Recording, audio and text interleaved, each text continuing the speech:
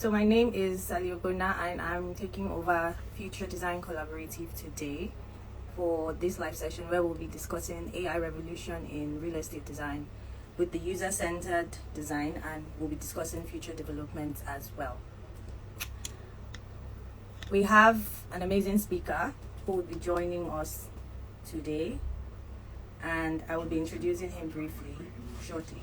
I'm an architect and a UNILAG alumni. That's the University of Lagos, where I studied architecture, and I'm currently the creative director of In-House Design Architects. We are an interior design consultancy firm based in Lagos. We deal majorly in residential, hospitality, and commercial workspaces, and I'm more than grateful to be your host for today's live session, where we'll be discussing with another awesome colleague of mine. He's also an architect. I will give you his portfolio shortly. Let's start from there. So before we jump in, we are discussing today AI revolution in real estate design, focusing on user-centered design and the future developments. We have an amazing speaker who will be taking us shortly, or who will be taking over shortly, and I would open the stage for him more. Like, I would give a brief introduction. He's an architect, an amazing one at that, and one of the FDC mentors.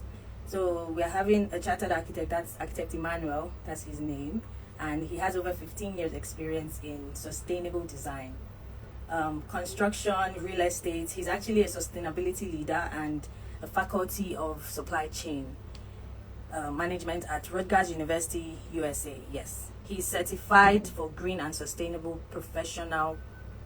He has like his LEED. He's a green associate. He has his LEED AP, Bd+C. He's EDGE certified, DGNB, ESG credentials, and a LEED faculty. That's amazing. I'm excited to meet today's speaker. He's also a 2017 Yali Mandela Washington Fellowship awardee, a recipient of the USGBC Green Build 2018 scholarship.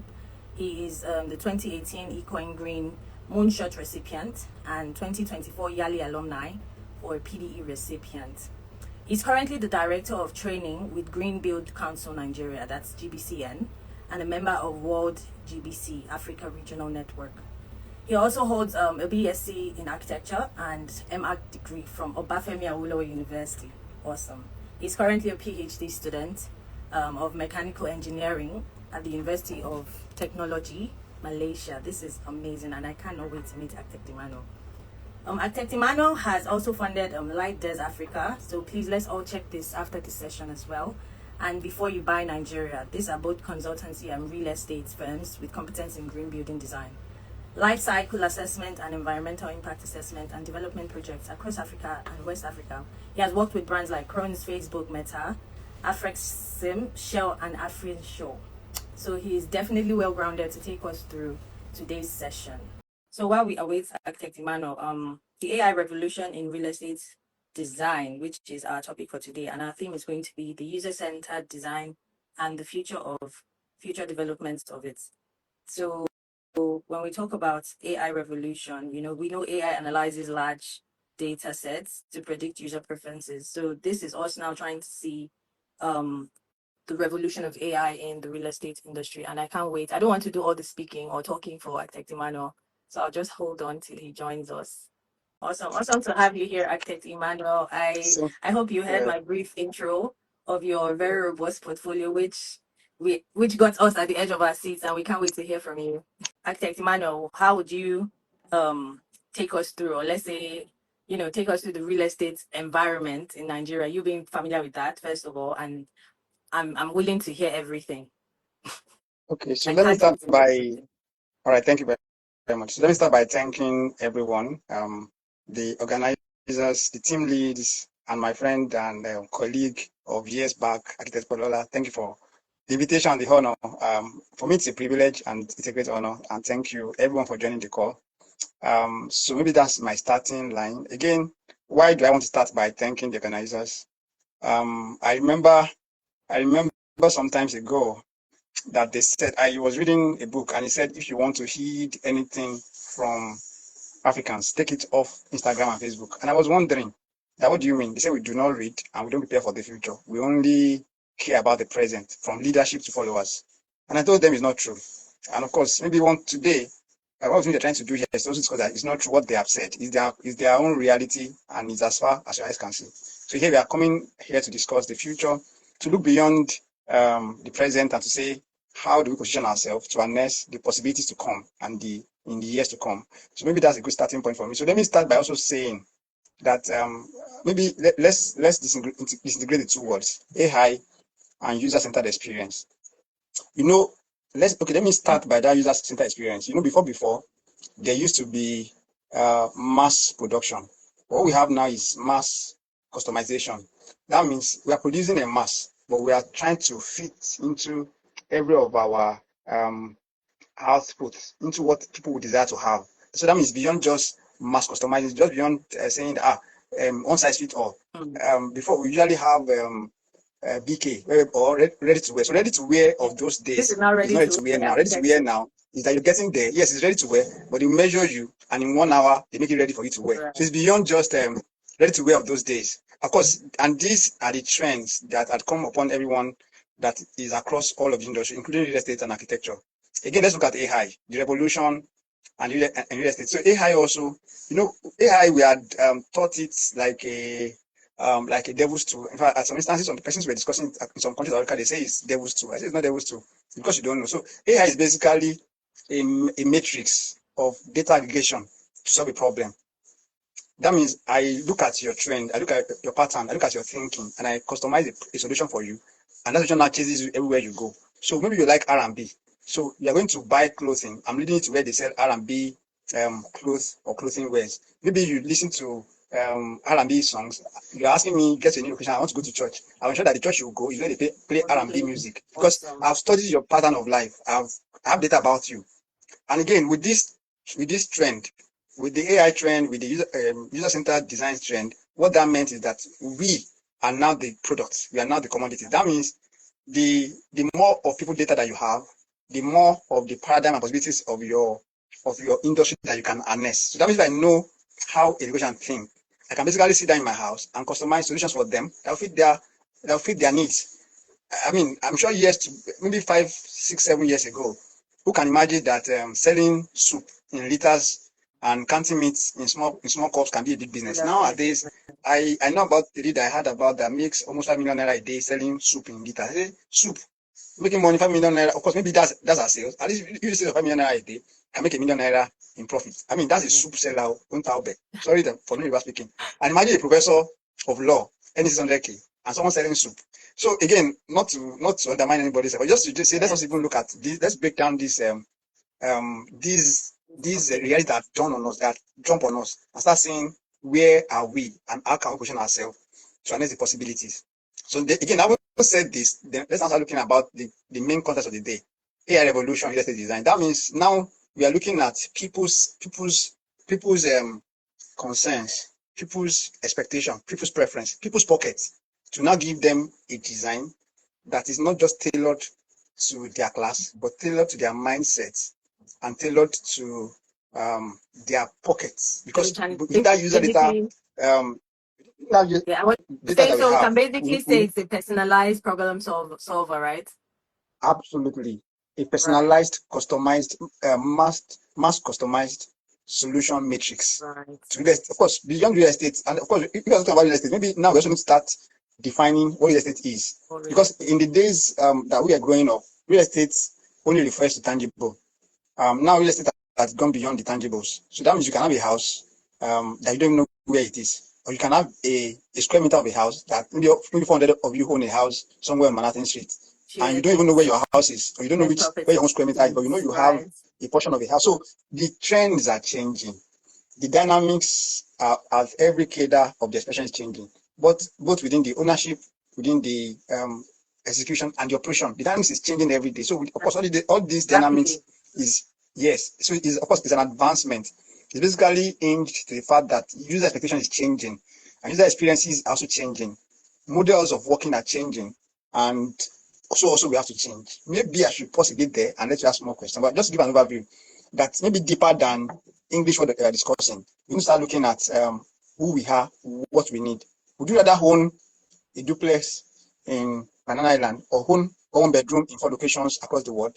Would you rather own maybe houses that you have an agent that removes 10% every month, or would you rather own a house that even on your phone you have 200 houses, and on your phone you can lock anyone if they're not paying? In fact, you have even automated it that as you are paying your payments, the bank pick it up, it unlocks your house for the next 1 month.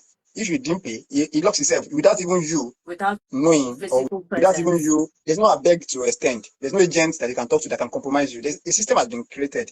And the data generator has shown that also this person that defaulted once, twice, by the time he's defaulting, you're just locking the house and sending police to go and evict him. So things are just changing. Evolution here and there is as far as I can see. Maybe it's good to stop here to allow you to ask your second question. Thank you very much. Awesome. So I have a couple of questions. I have one which I will take now, and it's about, for example, how do we validate AI generated ideas before taking them to the clients or the sites? So maybe we also need to ask, validating AI generated ideas to do what? Because so maybe let me also add a new layer. For instance, I had people come up to me and say, Emmanuel, yes, it is a scam. You build, okay, let's use the layman that we all in Nigeria. You build houses somewhere you don't sell. Then you don't have loss, and you are now at the mercy of the bank. So the question is that the AI generated ideas are not basically a thought in the here. They are data driven. They are aggregations. So for instance, let's say people list house in parts of Lagos, for example. Maybe every day there are 100 listings in Ikoyi, 100 listings in Lekki, 100 listings in Apaja, 100 listings in Agua or something, somewhere here. The computer is speak as people are searching those houses, as people are calling, not even buying, as people are calling the listers. Google and the crawlers and all the AI tools are noting it. So maybe 100 houses are listed in Ikoyi. Maybe in a day, 80 of them got maybe a click or a call or a view. Now, AI has seen that view, that click is like a semi-conversion. So if you now go to AI and you say to AI, kindly advise on where to build my estate, and he said build in Lekki, you don't need to test, because AI came to you with information that have been tested, that you're not even a contributor. Technically validated. Validated. So maybe you also need to maybe again, if you're not talking about home automation, maybe automation is also an aspect of AI invention or invasion of the real estate space. So if you're talking about home automation, another things, Alexa, all the other things that we do that give us either the customer fulfillment interfaces and this and that. That's another conversation. When we talk about AI itself, AI is data center, and they're not data that is just being experimented. They are data that were gotten from all the crowd informations and things that people had put online. Yesterday, sources. Yes, it's like someone saying, why should I put salt in my food? Or let's say you're asking, my rice is bland, what should I do? And then I say, put salt. Yeah. You now take students that even putting salt, okay, salt that you put there is not even, it's women that said, if your rice is bland, salt is the first thing to do to give it a taste, that give you a good taste. But so women had confirmed over the years, it's not AI saying put salt, it's people had said put salt that had similar problem, and he has seen that most of them that had put salt never came back to say it didn't work. So you now say put salt, you're not saying how do I test putting salt will work. So we need to simplify it. Maybe if you say home automation ideas, how can I test? It's different from saying AI thoughts or AI ideas. How do I test? AI ideas is basically data generated, proven, tested with data. They're known facts. They're known facts. Awesome. That's my answer. Awesome. So that is understandable, because AI, from what you've explained, like the AI info is solid information, real facts, and already validated. So there's no issue about having, something from an unvalidated source. So which is awesome for us. I have another question. Or more like, let's say you can just expatiate on this. Can you walk us through a project where the user data changed the direction of design? So like, there's an office design. Just walk us through that. Okay, so there's an office design we were working on. What happened? Of course, it was, so the office is in VI, their building was failing. So they now needed to they rented another space. Now the space they rented is just basically 50% of their current space in VI, because they needed to fix the building. So in the meantime, fixing the building might be kind of elaborate. So they need like maybe 18 months there, about 2 years. So then they rent another space. Now, why renting the space? They told us where we're renting now is like half of what we're using. So how does it work? we now needed to work with the HR. So apparently, so I think they have close to 500 staff. Now where they rented can only take about 220 to 230. Right. But apparently they had sequenced their data to understand that per time, people that are physically present in their sequence operational matrix and are really more than 200. So right. We're now able to, based on that data, of course, 500 person office, we now have to design to 200 to 20. But what helped to do the design? For the HODs, some of them don't come at some days. Some they are the ones that come often, maybe 4 times a week. All of them are offices. Now, other people that come by schedule, they have to now do some shared spaces. So within that space also, we have to now do some boards, some office board spaces, and some small enclosure that are that. So basically, what the HR, so we didn't design to their need. We designed with their HR data, right. And the HR data was able to tell us what their needs are. Now again, because they also have some IT team that works. Some of the IT teams also couldn't or wouldn't be working from Nigeria, from Lagos. So all these were data's gotten to, of course, reduce their own exposure, because they wouldn't then need for teams that can work collaboratively or interchangeably. So that means if the finance guy are in the office today, maybe tomorrow is the audit team. So that same space that finance team are using is also being used by the audit team. Having a finance office, another space. The only thing we now did was that we now have a locker for all of the core stuff. So that when you work on a daily basis, when you come and work in a day, carry your anything that is your file, put it back in your locker, because the table you are using today is one that's used tomorrow. So basically, yeah. So basically, that particular design gave us a sense of data intelligence that HR can also help to save money, because ultimately what they did was to save the money. Because I remember very well, they rented that space 130 million per annum. Wow. So imagine if they had not had a smaller space, yes. So those are the things. So of course, basically, AI in its own either big or small conversation is data that are analyzed to solve problem or to curate a path for the future. That's what it is. I have a lady friend who works with a consulting firm that does AI generation for Meta, for Facebook. So I was speaking with her yesterday, and she said in her own team for her company, there are about 1,000. So in Nigeria now, for Facebook, there are close to 2,000 to 3,000 people working for data gathering.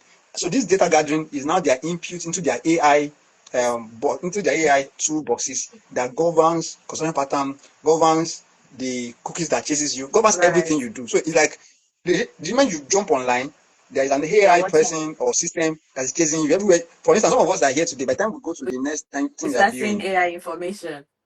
So that's the way it works. So it's basically how we use data to create. So the question is, how can upcoming architects or designers differentiate themselves in the real estate market? Because it's basically really saturated. I had seen in this space, regardless of your skin color, from time immemorial till now, from medieval to classic to now, real estate or buildings or portfolios in real estate as the most is where most people keep their money. Let's start that way. Right? That means all of us now, what differentiates parent A from parent B is that some of our parents had houses in Inagua farm or Ondo farm, while some parents have properties in VI and some has it in Banana Island. Now, for people that their parents has it in VI, your life kind of changed. So, what that meant is that real estate or houses or properties has defined how wealth is being categorized or how people are being perceived. Now, within that space, there's now a thin line of value. Now, architects within every human race, at every population, within every expression, value is what differentiates person A from person B. Right. As at the time we were graduating, I knew some lecturers that was practically maybe earning more than them. And I was talking about this is 2009. As a student, when I was doing masters, I was earning more than some lecturers. I know what they were earning. Wow. I know, yes. So what's the difference? Because then when 3D wasn't popular, I was doing rent. There will be something different that you would do that people can see as value, that they can pay for, that is not common everywhere. And you see, as long as heaven and earth remain, any eagle that fly above other birds will always be noticed. Right. So that means there are things that you always. Okay, so what happened? Let me give you an instance. I have some younger friends that earn $3,000, $4,000 per month now. And I have them maybe up to 10, up to 15. I can count them. Even one of my younger brother. What are they doing? Data. They say they're doing data science. They are doing this. They are doing AI thing. So that means, and they have lecturers. In fact, this is my younger brother studied physics where he schooled. And he has some lecturers that's earn less than $1 million. He, in a month, can earn 5 million, can earn 7 million, can even afford to charge 5 million out and will not look back. How is it? Maybe less than 30 or something. So what I'm trying to say, as much as you can see everything is saturated, if you are able to drive yourself to another level of value, nothing can stop you. In real estate space, I'll give you an instance. But let's say in design space, as much or as little as you can say, architects are not being well paid. I have done a work that is less than being an architectural work, and I've earned maybe or maybe $20,000 within hours. And there's a time I did a reporting for a UN project in Nigeria. I traveled some states. I was earning $1,000 per hour or per hour. No, about 800 something per hour. So what I'm trying to say is that there's literally, and in fact, at the time I started earning more when I stopped doing 3D rendering as an architect. So nobody can say 3D is a 3D. There are more things. So I can give you an example. For instance, these let's look at BIM space. So most public buildings, they are trying to persuade their clients how some of the buildings they have done are either low on energy to run, low on this to own. I mean, so with a BIM injection that someone that just finished from school can learn in 6 months and do, you can earn up to $100,000 on a single project. Green building consulting, same. Some ELV design, same. So, and some of these things, even some of the things, it's funny that I've seen people that study both things becoming green building consultant, and architects are busy chasing the peanuts that will be given based on design. So maybe you should do that. So the person that is talking should basically sit down and ask questions. What are the trends in my space? There's always a line of saturation. There's always a line of distinction.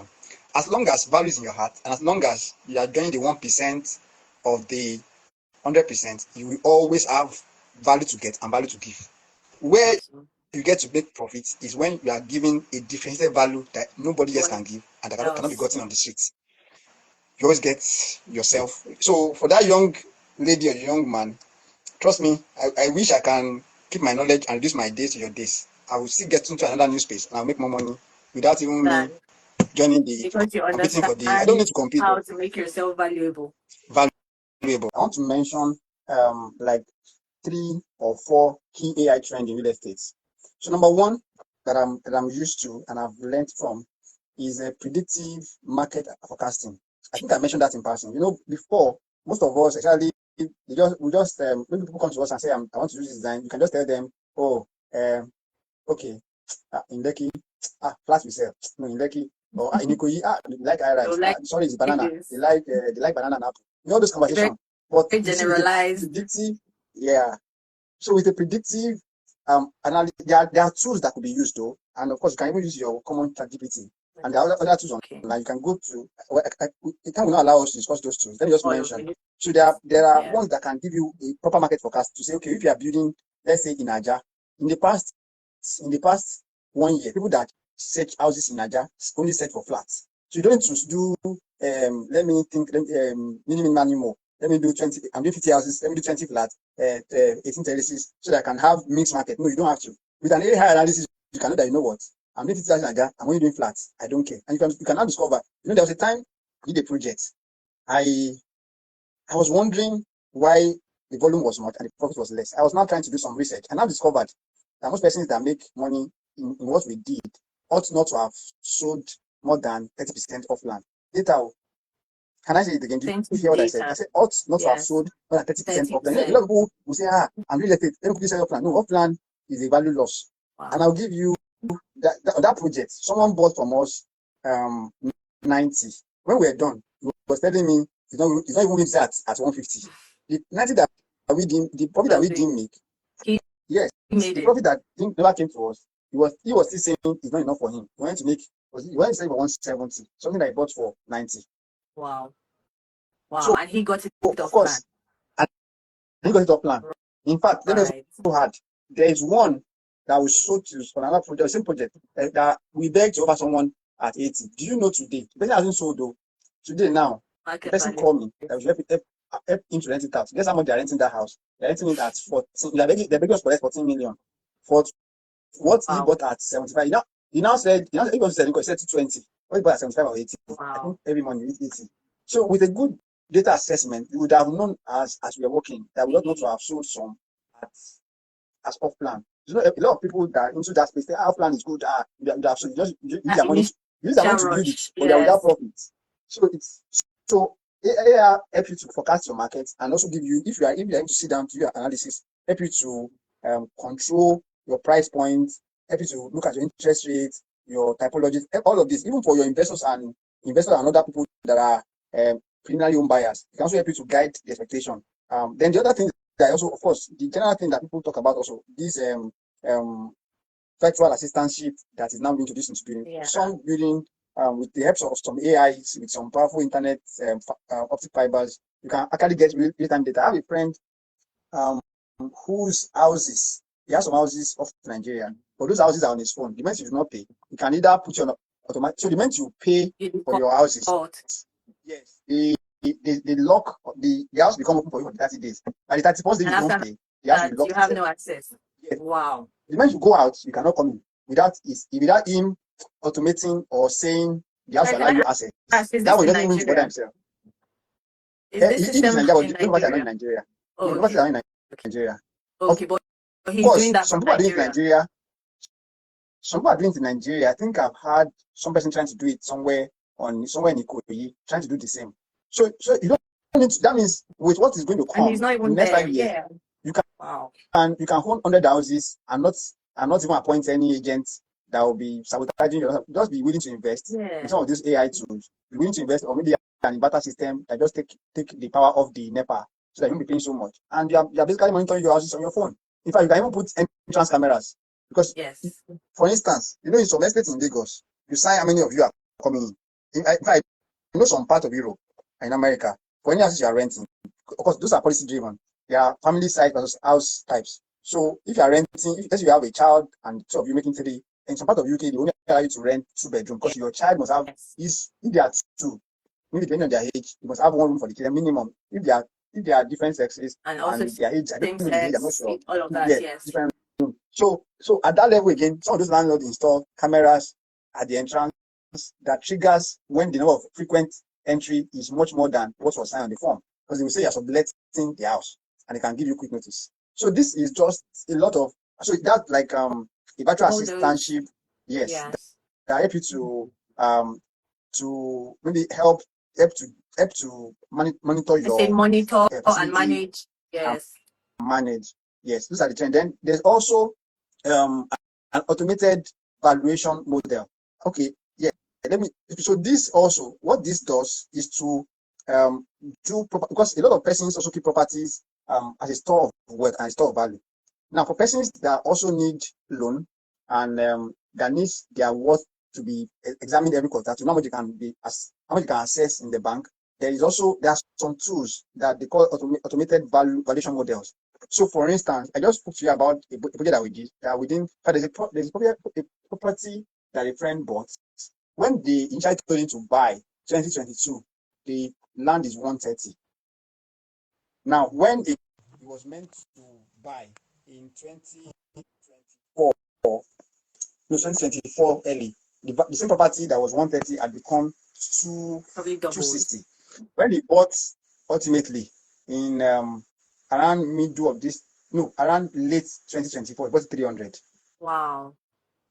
So of course, this is Nigeria. I bought 300 million. I'm aware. I know the guy that bought it, so it's not like hearsay. So what? But if he had that information, he would have gotten it when it was obviously 200% less. Because he would have seen trends. He would have known that this, because postcode, later we now find out that pre-COVID, land in that area was 40 million. So he would have seen the trajectory. If there was like a valuation model that he could study that, this property, so now let me now make you laugh. When he bought it last quarter, right, of last year, as at this moment now, that land is 400 million.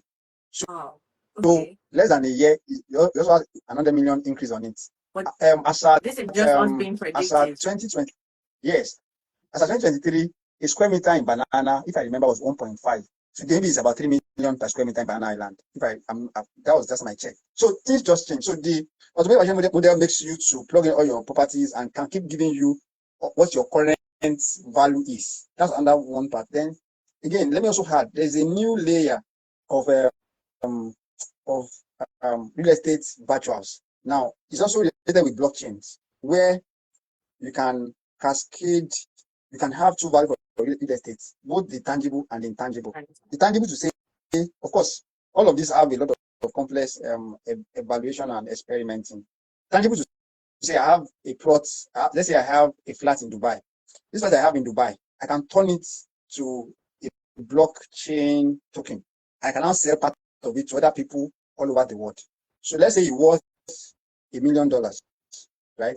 I mean, they also have other backend integration model. There are some companies that also help with that. I know in Nigeria there was a company that does that. So let's say that one flat that worth $1 million, I can now convert that into a token. I can now sell $300,000 of the 1 million. I have $700. Now the person that bought, he don't know the house, but he has bought 30% of the house. So yes, I've locked the house under the registry. So now that means trust now own it. I own 70%, doesn't own 30%. Maybe I own 30%, doesn't know where the house is, where the house is. Maybe it's in Dubai or it's in Portugal. If you now leave the money, you can now sell. So maybe he bought it at 300. Maybe when it's coming, maybe after a while, the house is now 2 million. That means it's 300 might have become 600. Say it's 600, you cash out, you move on. So there's now that dual phase of, within the trends of real estate, where you can also, now let me caveat, it's not in Nigeria yet. I know a company that's trying to do it in Nigeria, but I don't know how it will work. Because what I'm thinking Nigerians could do is that when you sell the house and the house becomes virtual, the guy will sell it. Because we don't have virtual of locking our title documents. That's the issue. And as long as title document is in my name, that means I can sell you a token and still sell my house. It's not working in Nigeria yet. Maybe we make our documents probably will need to become what's the word? I don't know. Help me out. Is it encrypted or also encrypted. Yes, so that there's full control in from government etc. It's basically control, not just right. There's also a new system of AI construction and design. Now there are some tools now. Okay, so let me make it two ways. Okay, so there are some tools. Firstly, if you enter a meeting and they're asking you, hey, architects, I have this 2,000 square meter of land in on the Saudi block, and I want to design residential with it. Now those tools, they have kind of aggregated government regulations and design requirement allocation.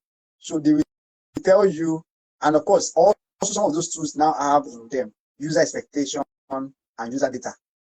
So that means I can sit there in the meeting now, and I'm meeting with you, and in 10 minutes I can tell you what your land in a particular geographical location can give you in value.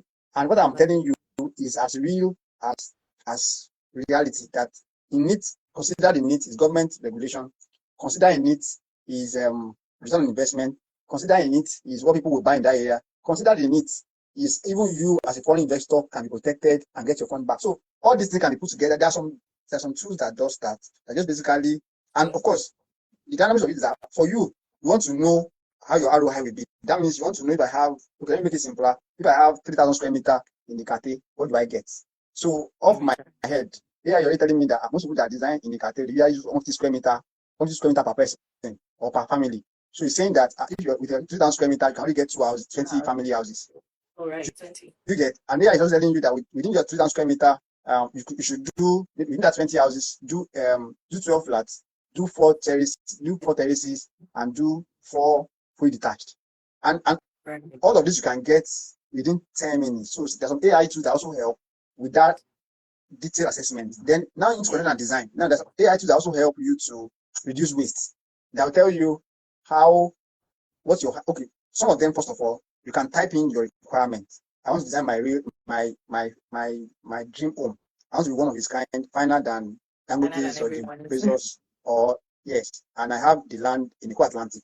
This is you put in the data, the location. That will give you a fine design, and you say maybe that look like that at this design. By the time you put in all of this your expectation, you can practically present a design to your architect that see my design. I want it to look like this. Just go and put flesh on it. So AI also has gotten to that level that you can pick that this design. You can pick Jeff Bezos and Steve Jobs last home in Las Vegas or New York and pick your land, add it to it, add the town plan. You can even now say I want it to be LEED certified or H certified. So that means I also want it to be energy efficient or water efficient. All of this put together, of course, again, is as much as you can give to it. Sometimes some of the AI tools work as they go. Garbage in, garbage out. You don't put in enough information, you don't get enough information. When you are able to sit down to detail the expectation. So within this also, you can have a construction and a design drawing, 3D, even animation, that is all AI generated. Because machine learning can help you to predict several things. In fact, it can even give you construction costs, construction cost sheets, construction documentation that you will be so explicit that even, of course, some of those tools you have to pay for. Some of them are not available at just the freebie level. But trust me, they are real. They help to make quick business decisions. They also help to make you look agile as a professional. You know, I had been in meetings that and again, that's why the kinds of our days is beyond lines. You know, you start, both engineers and designers, you start thinking beyond lines. I sat with a man who was an MD of a bank. He was asking me questions about services, finance, and facility management of the estate I'm proposing. Because he doesn't want to work with someone that only has a perspective of the whole cycle. He felt that for you to make his investment or for you to protect his investment, you need to have a 360 view. Though you're a designer, but you know the engineering implication, you know the services convenience. You can see ahead. You can even predict how the sales should look. You can be advising how many things you sell, how many should not sell. You know, a vast projection of almost everything, like an overview of the entire property. Absolutely. So those are things that AI does to us. That just make us look very invisible. Let me stop there. Those are the few things I just thought to mention. That are like has been AI trend informative. Yes. Wow. And all this can happen in minutes. One thing I've gotten from this is AI is my best friend. I want to quickly take some questions. Some people have a couple questions in the chat box. We have about 3 more minutes, but I know we could take a couple more of your time, just not too much. A question here says, okay, let me find. The first question says, can you tell us about converting real estate to crypto? In countries where it had worked, it worked because there are framework that converts real estate document verification system into digital components that are already encrypted. So as long as in Nigeria we don't encrypt such things, it might not work here. Except you now build your own estate and you now encrypt for all your owners. But do not forget again, even if you encrypt, the registry in Nigeria will also be able to give access to them to verify independent of you. So as long as those things exist, because it's also a lot of architecture. It's not just you waking up. Why do some things work in certain countries and doesn't work in certain countries? It's a lot of things, policy, penetration, knowledge gap. Do you know, for instance, in some parts of New York, New Jersey that I visited, people that have solar, let me not use bogus English. I will not use renewable energy source. Let me just say solar panel and inverter. They generate power to sell it back to the grid. And from that, there's a meter that read power. So that means you can just basically invest maybe 10 million in your house. If the power you're generating is too much for you, you sell it back. There's a meter that measure what you sell back to the grid.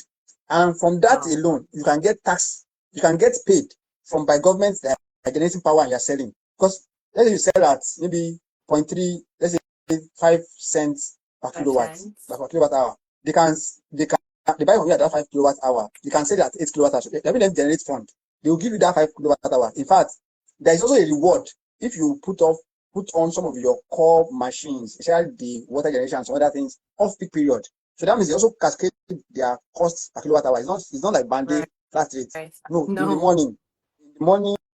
So between 11 a.m. to 3 p.m., the power cost is cheaper. But when demand is higher from 4 p.m.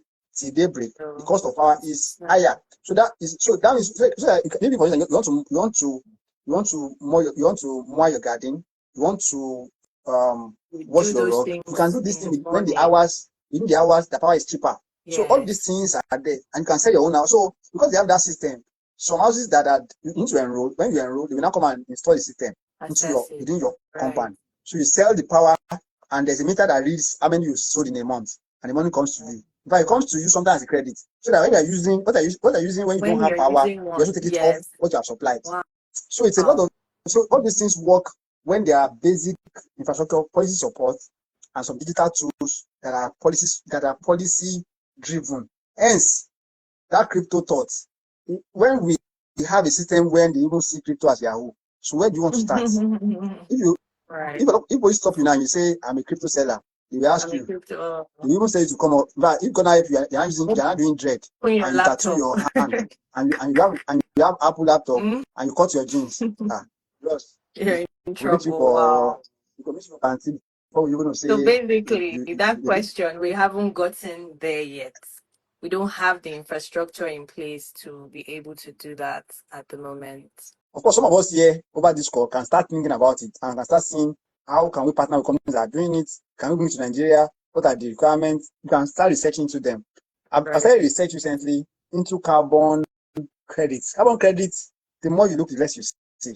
It's also another conversation. So there are things that is unveiling, that will come upon us in Nigeria. But it may take us time to understand it, to apprehend it, and also partake of the value and the profit it delivers. But by and large, we will get there. Of course, within this value, we're already seeing people doing automated homes. We're already seeing people monitoring their homes remotely. We're already seeing people having Alexa, AI-driven, even blind. Some people blind come on by 6 a.m. is on to allow sunlight. Also, things are starting compared to where we were 15 years ago. But slowly. Yes. I think it's so. I believe slowly. Maybe in the next 5-10 years, we'll have this kind of conversation within ourselves.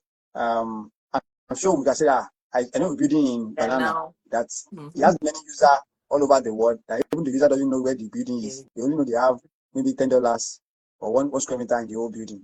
I believe it will happen. Okay. Is it okay? We have just three more questions. I believe that's it. After that, I'm not sure I'll be able to take any more. So the next one says, what should homeowners look out for in developers when they want to buy? Yes. So what type of developers should they purchase from? So the first thing, okay, so let's start from the intangibles to tangibles. If you are buying, ensure that on the minimum, the house has a title document that you can verify. Okay. At the beginning, ask if you are buying, what title do you have? If it's CFO, take it to Alausa if you're in Lagos. Take it to Abu if you're in Ibadan. Take it to Abiri if you're in Sogbo. Take it to go and do a CTC to show that it's originally owned land that you can identify with. Secondly, ask for the government given approval. All states in Nigeria, using Nigeria's case study, gives approval.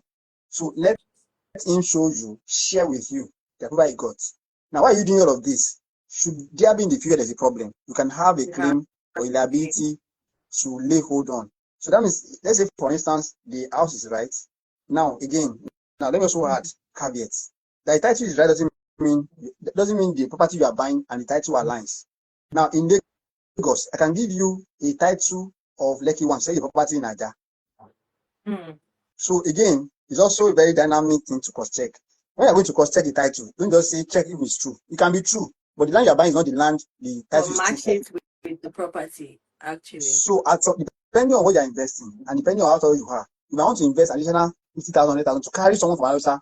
Take for me a beacon reference if you're in Lagos and match the place I'm buying with the documents I'm giving you. Does it match? Now I'll give you an example. I was going to get involved with the business with someone who gave me a land title in Ologo around Jakande for a property in Ikate. When I now grease, he now said, I want the last page. He now said, they're still possessing the title. Wow. In fact, one of my friends did a project. You know, they finished over 30 houses before they discovered that the land given to them as a JV, the person that gave them is not the owner. Because they didn't cross-check the title with the location. So you need to, the first thing, confirm align title and location. Then check for the approval status. Start with the intangibles. Now, the moment you now saw, okay, it has title, I've verified with 40K or 50K, is good. he has approval, I've seen it. Then now start going inside. Now there are some buildings that the finishes are bad, but structurally they are strong. Again, we have gotten to an age where you make informed decisions. Don't behave like an illiterate buyer. Using 200,000 to save yourself from headache of this to come, rather than so when you start talking about track records, because there's track record, there's also a track problem. There's people that have track record, but they have project failure, either based on their partners or their engineers. Our track record pays. Track record also helps you to know that if anything happens, they can fund the money. But however, if it's your hard-earned money and the money you cannot afford to lose, please do due diligence. If you are able to take one of your friend, commissioner, to come and help you to check, either a very sound engineer or a very sound architect that has a construction experience and can design quality of construction, quality of math. In fact, sometimes, I've gone to, I work with a company on like home commissioning and house check before you buy. We are going to check some houses. And when I enter, of course, the building is not failing. When I see the quality of tiles they use and the quality of window they use, I was persuaded that the building cannot be good. The structural aspect of the building is poor. So imagine you want to date a guy who by day one of your dating yourself argue with you and almost slaps you. Wow. And you're saying that it was angered him. He's a good guy. It might just be a letter to serious beating in marriage. So you went to a house, you see leakages, you see bad tiles, you see bad window. You're not asking is the building. You're not saying that if the building is structurally strong, it's a good building. It might not be true. Everybody that come pay attention to window, pay attention to tiles, pay attention to a window that is leaking. So those are few indicators you can also take to check. Of course, ultimately, I would advise get a professional, someone that knows his onions and could be unbiased and want to hone the outcome. It pays to check than to be sorry. Thank you. Awesome. So, second question is, do you think current data or information gap in Nigeria will challenge for AI, or do you think AI can bridge the data gap? I believe you've basically told us. Question. Yeah. So what I would think, and what my answer would be, AI is bridging data gap. Why do we say we have data gap? Because we have data, but we don't have a matrix or a system of aggregating the data. So what AI does for us is that AI unconsciously, unknowingly for us or to us, aggregate our data. Go and check your feed. Go and check your timelines and tell me what you are seeing there and all the things that are consistent with your life. Do you know there was a day I was calling a friend, making a request. As I was dropping my phone to check, was it Facebook or something? The advert of what I was asking the friend on phone came over me. So who told you that we don't have data? We have data. The only thing that we want data to say, hey, in Nigeria, there are 220 people that live there. Hey, in Lagos, there are more male than female. No, data should trigger a decision.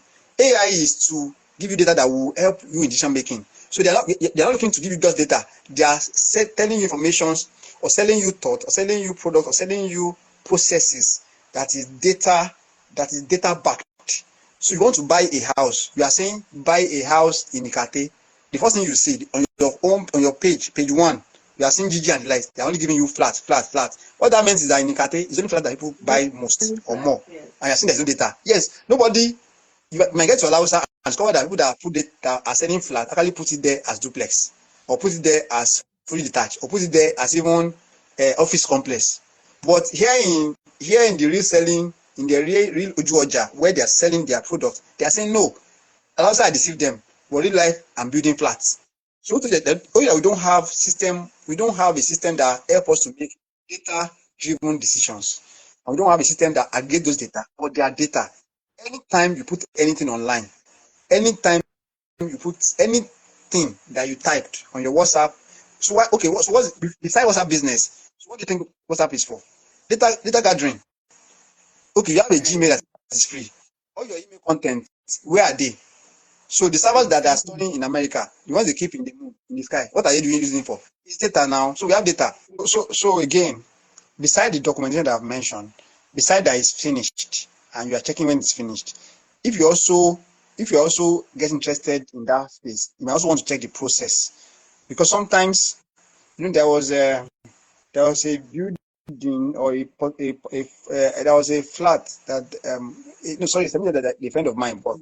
When we got there, we discovered that while they were doing the decking, in an attempt to reduce the concrete volume, the contractor added some bag of cement inside the reinforcement. So sometimes you also in addition to the things I've said, Yes. you're able to also ask for progress or process pictures or data. So, for instance, in Lagos, of course, there are some compromised and well could be trusted data to say, okay, maybe he did his material tests, maybe he did his stage certification. In fact, that's a proper thing to do. If you are running multi-story in Lagos, for instance, LASCA has a stage certification process. You can even ask, were you able to do certification? Did they certify all your reinforcement before you cast? If you said yes, can I see the document? At least an engineer will sign. Government agency also. So you can also ask for all this. Of course, again, depending on because again, you can't always say I must buy from a known buyer or a known developer. Whatever the money you have and the time you cannot get a known developer. So what do? It's like saying I must buy my food from a known cook, or I must buy my shirt from a known tailor. Okay, either you spend more or you're not ready to even wear. Maybe you might end up wearing fig leaves. So you might also need to just have certain mental checks, which are also called professional checks. They know what you're spending to just protect you from making some grievous and money losing decisions. But I think it's good we check because again, let me add as we close. It's obvious in some part of Nigeria that individuals will never be able to build their houses again. So how do I mean? It doesn't make sense and they make it so complex and cumbersome. So again, I work more in Lagos. Let me put it to you now. In Lagos, if you are building a house, the agencies that check what you are doing, they are up to 10 and you cannot escape. So let's start from LASCA and LASPA. I don't want to, over this call, I won't tell you what they do. That's not what we're discussing here. Then there is safety. Then there is waste management. There's local government registration. Then there is material testing. I mentioned CSAB. There is fire. 7. Depending on what you are talking about. There are 2 other ones. So you have 9 agencies to deal with. In Lagos only, or in Lagos, anywhere you are building. Now, within all these 9 councils or 9 persons, there are requirements that if you face them alone, it might take a lifetime to fulfill them. So if you buy your own land, for instance, and building your own house, except you have all the money, you might end up building a house of 100 million and spend 50 million on these people. And you have your land as a value that you have locked down. Let's say you bought the land for 400 million. So 500 million to maybe you build the house 150 million, another 50 million, that's 600 million. That's if you carry that 600 million to Bayana, you might actually be able to buy a decent terrace that will give you better value. Because again, real estate portfolios shouldn't be treated. Real estate portfolios are not like your shirts. They are not yours. They are a value locked down. They are investments that are meant to be preserved. There's no emotion. Don't say I like my own house, so my own compound. Then you go and spend 600 million or 800 million. No, now carry that same money. You can go buy land, keep. Then that land that you kept will be appreciating in value because anytime you build a house on a land, you lock down the value of the land by the virtue and of the quality of house you built on it. But when you still keep it, like you kept a virgin that can still tell any man, hey guy, if you want to marry me, my bride price is an elephant or a lion because I've kept myself. Those are kind of things that happen in a land that is still new. Compared to if you now build on it. So you can buy the money you want to use to build on it to go and buy. So it's a lot of complex conversation. In some places, we have come to an age where Nigeria, West Africa is also being westernized. In New York, in some part of Europe, you cannot build your own house. You can only build house in outskirts where land is affordable and regulation is steep. In fact, in some places in India, China, and US, they have association. You cannot come and say, I have money. I bought a land in Manhattan Street. I want to build a bungalow. Government will not allow you. They will tell you, you only bought a land, we did the road. We know the cost of the road. So this road that we have done per linear meter must give us a value in tax of this amount. So if you want to buy land in Manhattan, you must go maybe 14, 15 floors. It's a must. On Broad Street in Lagos, in Marina, you can't buy land in Marina and build 1 story. They will not allow you. The minimum is 10 floors. Because government is spending a lot of money on those construction. So you must understand those dynamics. But ultimately, what I would advise, treat real estate as a portfolio, as a value to be locked, as an investment, not a garment to be worn. Never way that we are also mobile.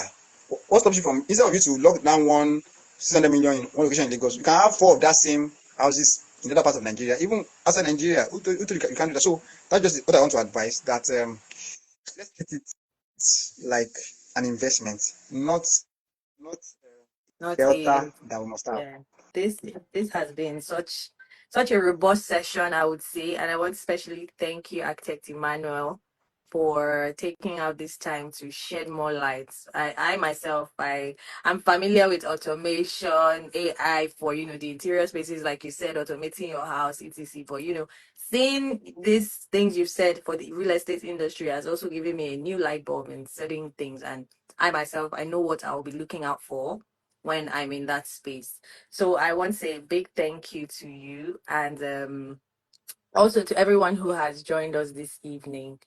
I hope you enjoyed the session as much as I did.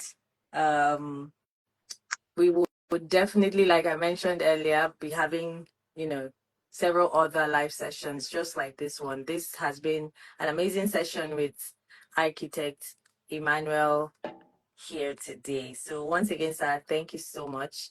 And do you have any other thing to add or say to us? Well, what I would just say Or to maybe us an is that action point? Yes. what I just say to us is that days are changing, and pattern of investment and earning is also changing. The dynamics of our days had come before us. We don't need to agree; it will overtake us. So the earlier we realize that we are now in a pace that you either hit or be eaten, the earlier we start running like a gazelle that wake up in the morning in safari forest of Africa and start running. And they're asking gazelle, what is chasing you? You say the lion is still sleeping. Let me keep running. So we need to run while the lion is still sleeping. So that when the lion is also now running, we are resting somewhere You're in the comfort already, zone and we are yes, looking at safe. the lion. So we need to start running while it is day, before the Western world catch up with us and we now become secondary on our own land. Thank you very Awesome. much. Our skin is not a Awesome. restriction. Our skin is Awesome. not a restriction. Our mindset, our experiences, our exposure, our training, our deliberateness into knowledge and seeing what the global things are what make us second class citizen or whatsoever. So please, let's start running. It's the dawn of a new day. Thank you to everyone. I'm grateful for the privilege to join everyone on the call. Thank you, Architect Kolola, and thank you for the whole future design team. Thank you so much. It's a privilege to be here. Looking forward to join you on some other convention, some other time in days to come. God bless you all.